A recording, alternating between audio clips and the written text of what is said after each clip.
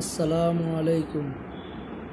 আজ আপনাদেরকে দেখাবো কিভাবে ফোনে স্টোরেজ বাড়ানো যায়।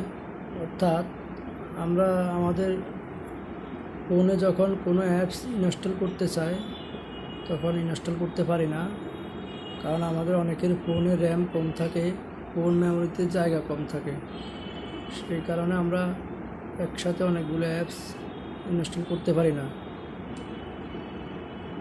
সো আজকে আপনাদেরকে দেখাবো কিভাবে ফোন মেমোরিতে স্টোরেজ বাড়ানো যায় এবং আমাদের সেই কাঙ্ক্ষিত অ্যাপসগুলো ইনস্টল করা যায়।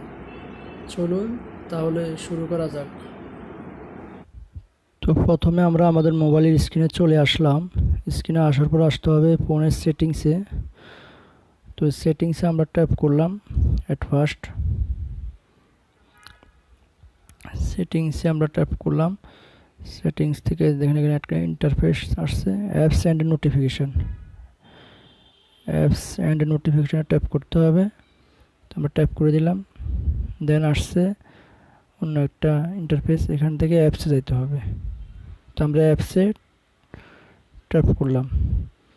তারপরে এখানে অসংখ্য অ্যাপস আছে ফোনে, আপনার যতগুলো অ্যাপস বিভিন্ন আছে সবগুলো আছে। আপনি আস্তে আস্তে একটা একটা করে সবগুলো করতে পারবেন, অথবা আপনার পছন্দ অনুযায়ী যেটাতে জায়গা কম্পিউটার করতে বেশি ওইটা করতে পারবেন। তো আমরা বাংলা ডিকশনারিতে আসলাম। এখান থেকে দেখেন একটা অপশন আছে স্টোরেজ।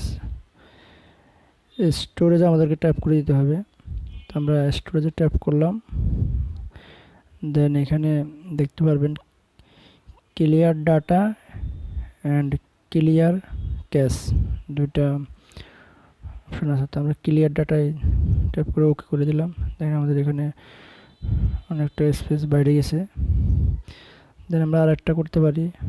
ইচ্ছে হলে আপনি সবগুলো করতে পারবেন, করলে এখানে আস্তে আস্তে আপনার স্টোরেজের জায়গা বাড়বে। আমরা কল রেকর্ডারে ট্যাপ করলাম। ওখান থেকে আবার সেম একই নিয়ম, স্টোরেজে আমরা ট্যাপ করে দিলাম। স্টোরেজ থেকে এখানে দেখেন ক্লিয়ার ডাটা আছে। এখানে ক্লিয়ার ডাটায় ট্যাপ করলে দেখবেন আপনার স্টোরেজে যে জায়গা দখল করে আছে এগুলো ফাঁকা হয়ে যাবে, ক্লিয়ার হয়ে গেছে। এভাবে আমরা আমাদের ফোন মেমোরিতে স্টোরেজ বাড়াতে পারি। দেন আমরা বের হয়ে চলে আসলাম এখান থেকে।